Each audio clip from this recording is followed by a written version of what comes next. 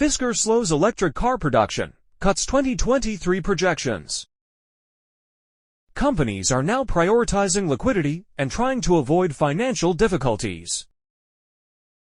Can Fisker accelerate toward stability and realize all of its ambitious electric vehicle plans? Although Fisker has shown some progress of late, the company posted a worrying update on Friday, announcing it would reduce production in December and produce fewer cars than previously expected, to preserve its cash reserves. In a statement, the company said that it has made the strategic decision to reduce December production to prioritize liquidity to unlock more than $300 million in working capital, which creates additional business flexibility.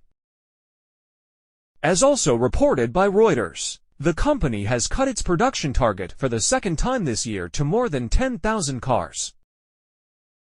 That means that the company now expects to produce less than a quarter of the Fisker Ocean than previously planned.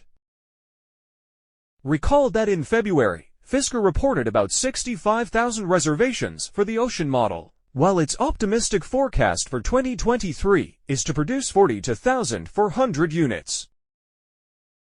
In May, the guidance was cut to 30,000 to 36,000 units, and in August, the company announced another cut to 20,000 to 23,000 units. Although Fisker Ocean customer shipments ultimately accelerated in Q3, the guidance was reduced again in November to 13,000 to 17,000 units. Now we are talking about more than 10,000 units.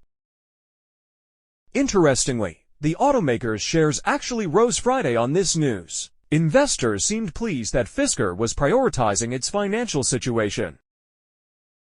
Considering 5,800 Fisker Oceans were produced during the first 9 months of the year, and about 9,000 units in mid-November, so more than 3,000 units in a month and a half, there may be no or almost no production at the Magna Steyr plant in Graz, Austria in the month December.